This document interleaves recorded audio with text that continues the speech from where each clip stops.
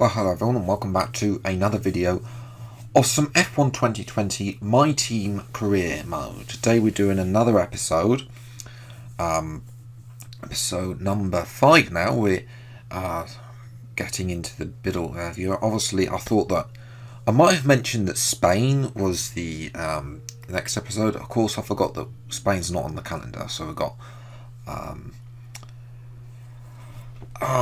Monaco is instead. We've got all this time, however, before Monaco, and I've tried to put in the best activities I can. However, I've left out the ones that are a bit negative, which is annoying. We're still saving up the cash as well, so we won't be spending too much. Obviously, one head in mind on the upcoming driver negotiations, we will be able to sign.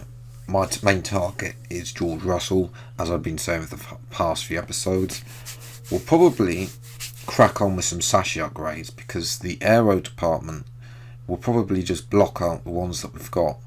We're going to try, we can't unfortunately rush this one, so we're going to go for a front downforce upgrade, and hopefully that will have to come in afterwards. We were looking at a durability upgrade as well, but here is the driver market with the update. I've gone and updated and applied the update. So George Russell 77 pace, he's only 6 million. We're quite a few weeks away. It'll be whatever round number 8 is around June, and we're only in May, so hopefully we can. We might have to lowball Williams and do that, but we'll see. If not, there are obviously other people available. Kevin Magnussen could be somebody. I don't know, I just think we need somebody faster than Ilott. Yes, he's done okay, but he's not been the best. Comparing to somebody like Russell, who would be a bargain for his pace at $6 million as well. And obviously, if all goes to fail, then we can always go for another F2 driver. If either Ilott or there's plenty available, so you can see there we've now got 2 million, so we're gaining about 500,000 every week, so yes. And obviously we're going to get bonuses as well on top of that, which we can achieve quite easily, so it's going to be, I think we might just get that $6 million dollars in here. You can see another 50 million is coming in. Something has come in, I think it's on the durability side. We've now got this. Oh, we're going to try and sneak this engine power upgrade in as well. That's going to try and come in there for whatever's after Monaco. I think it's Azerbaijan or Canada, I can't quite remember.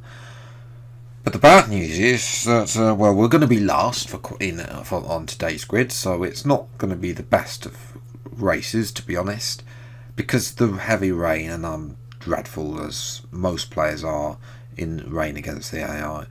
But you can see there that the likes of AlphaTauri and Alfa Romeo are starting to upgrade through the R&D tree. That's caused a little bit bad for us, but Mercedes still way out in front from Red Bull and Ferrari. As you can see there, all the boats have got their lights on. This is Monaco at its worst. So people scramble to get ready for me to go out in the outboard motor that we've somehow managed to attach to the back, and it's just, we are just so slow. We have absolutely no pace. We're slower than Russell in his Williams, and considering the fact that the performance of the Williams is last year's Williams and not this year's Williams. We even tried to have a tow from Ilott and was well in front. Not that that really helps, but this was our best lap. It wasn't, and with 12 minutes to go, that's just show how poorly we were. I think the rain definitely got ahead of us, 29.6, and it was just enough for last place. Well, Ilott's 16th. Let's see what we can do from last place on the grid. Time for the race. Formula One returns to Monte Carlo once again today, home to the world famous Monte Carlo Casino, first opened in 1863. And of course, a certain road race, first held here in 1929.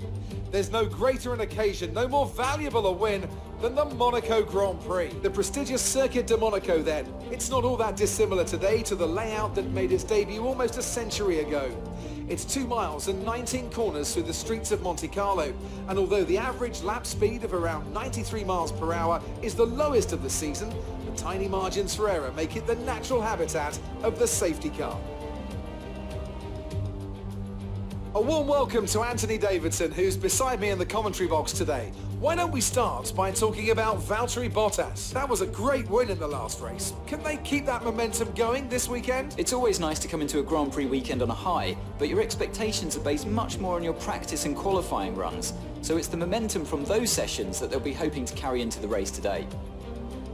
Off the back of a fantastic qualifying session, it's time to see how our starting grid looks for today's race. Lewis Hamilton lines up on pole position, edging out Max Verstappen, who'll start from P2. Looking at the rest of today's grid, we have Leclerc, Vettel, Alexander Albon, and Ricciardo, Sainz, Norris, Bottas, and Esteban Ocon, Perez, Stroll, Pierre Gasly, and Kvyat. Raikkonen, Ireland, Antonio Giovinazzi, and Kevin Magnussen. Grosjean, Russell, Latifi, and the owner-driver rounds off the grid. It's almost time for the lights to go out, so let's head down to the track and get this Grand Prix underway. After the points finish last race, let's aim to keep the momentum going. We're last on the grid, Jeff. I don't know. Obviously, we're going for the one stop. We're going to try this something a little bit different, though. We think that I think that most people go from medium to hard. We're going to go medium soft, or soft to hard, but we're going to miss out the hard tyre altogether. Gamble, really. You can see a lot of people there. We've also got a brand new load of components in, so that's why we got the 60 place penalty as Fright Lights out, and away we go for the Monaco Grand Prix. It's a great start. We're already going to get the two Williams. We're going to try to the outside, unusual line that I always prefer the inside, but nevertheless we'll take to the outside. We've got ahead of Giovinazzi. We're going to try and get around the Raikkonen now up into 17th place, so 5 places up.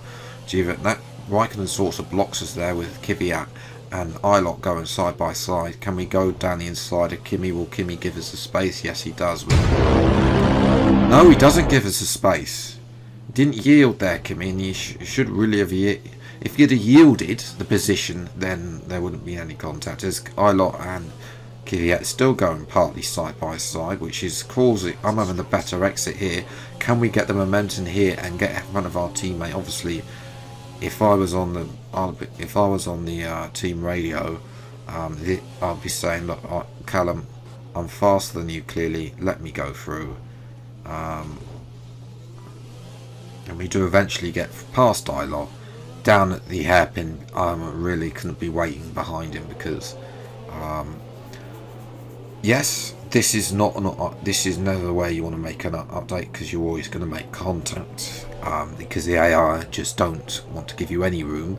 But you can see here that Ilott's now under pressure from Raikkonen, and this is why I want a better driver in, because when I have the wet qualifying in, Ilott's supposed to be the one that goes and gets the 11th place and then goes and gets the points for us. As Charles Leclerc has retired, that brought out the virtual safety car, even though he's sort of not really parked in a virtual safety proposition. We're still yet to see the full safety car in this series, but at least it's more than my Drive Career Mode Season 2, which we haven't seen the safety car at all. So compared to where we were in Season 1, as Carlos Sainz now retired as well, in the same place as Leclerc, but no virtual safety car at this point.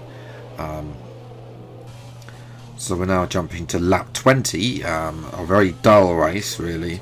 Daniel Ricciardo has come out on hards and he is out in front of us. Verstappen in front on mediums, so he's doing the reverse of what I was doing. But this is what I was thinking, that more people are going to be on hards. And we jump to lap 23 now, and we've been joined by our driver career teammate Alex Albon of Red Bull. Actually clinched the inside of the tunnel there, and we've made contact with Albon. Well, you can see there, I make contact on the right hand side, I block him, and then that should be the signal of 10. It's never going to be too wide through that. So we now try and squeeze Valtteri Bottas, moving to lap 26. As our Albon had to come in the pits, by the way, and that's cost him points. If he had hung back, he'd have got me. As now, really, Norris is having another go. We've given Norris space, but there's contact again, and Norris.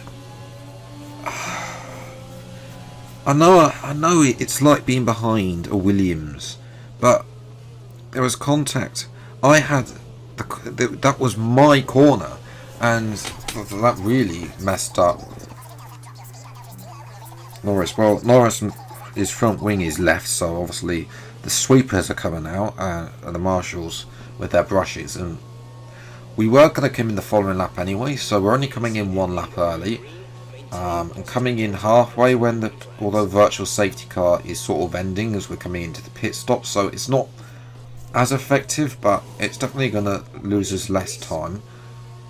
And because of all these accidents and incidents and me sort of being aggressive, as we get past Giovinazzi really on lap 28, there's a chance we can get points. Eilert and Raikkonen are only just up the road. We were ahead of Raikkonen, as we're now, surely if this was available, we would have been on the blowers. Eilert makes contact with us now, and he's going to push us into the wall, and we have to yield as we're now getting all over the back of him, and we're definitely going to be having words at the end, and eventually we give him a little nudge and he pushes himself wide, and that sets up into P11. Not very happy with our teammate at all. And we finally jump to lap 32. We're going to dive it down the inside, a little bit of corner cutting there, but we'll gloss over that.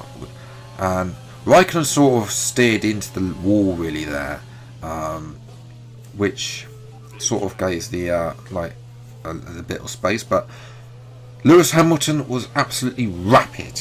Nobody else could catch him. They were like 20 seconds, I think. Well, I'll see the full thing at the end, but I think he was more before he started lapping cars.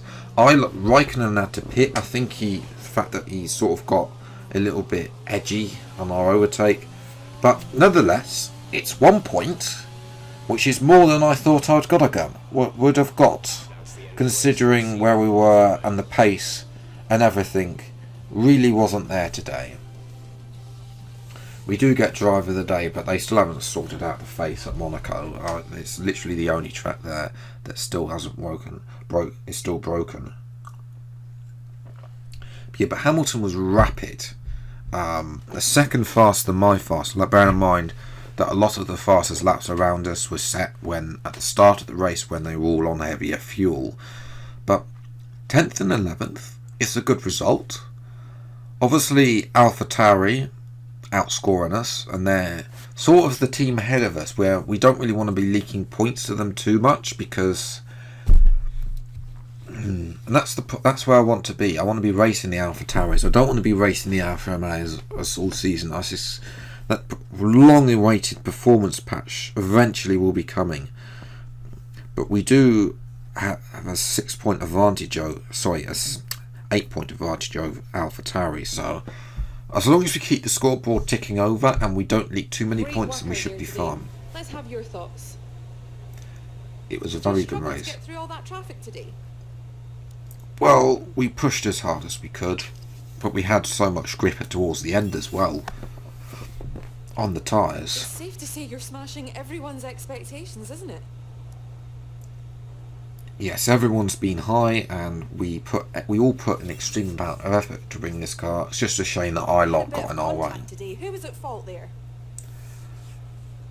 Yeah, well, no, I'm going to say this. I don't really think that Kimi's contact was more him getting a little bit, I don't know, may have lost the rear end or something, partially, which sort of really steered him into the wall and then steered him back onto me, really. That's how I view it anyway. Cleanest race today, was it? Well, we don't want to be the person to back down, and in the end, Albon and Norris. Norris was definitely not my fault Appreciate your time. because he was not. That was my corner. Albon was a little bit more 50-50, I will admit, but even then, still not my fault, really.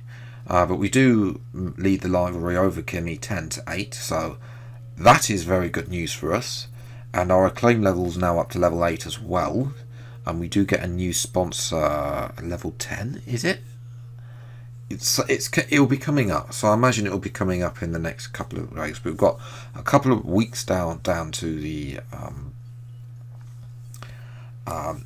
Canadian Grand Prix. We'll probably go for that rear downforce upgrade, and then we'll go for the. I don't really want to go for the tyre wear. Rate reduction would be good because that would help us in a straight line, help us in cornering as well, and it will help my pace because I always prefer a lighter car. It's just the way my driving style suits driving with a lighter car, basically. So we're gonna have that. We've got that engine upgrade, but now we've taken an engine penalty because we started last. We should be able to get through potentially. It's a bit iffy because the wear's already been a bit high. I'm not sure, but already the championship is looking very much like real life with well, apart from where Ferraris are, but in terms of wins it's all Mercedes. Verstappen is third as well in the championship, so just like really with Mercedes. Ferrari of course the odd one out there compared to where they really are, really. Yes, if you have enjoyed this episode of the F1 My Team Mod Career, then leave a like, subscribe to the channel, and you see more episodes of F1 2020 content. And when they come out, until the next 3 hours time, take care. Thank you so much for watching, enjoy your day, and goodbye.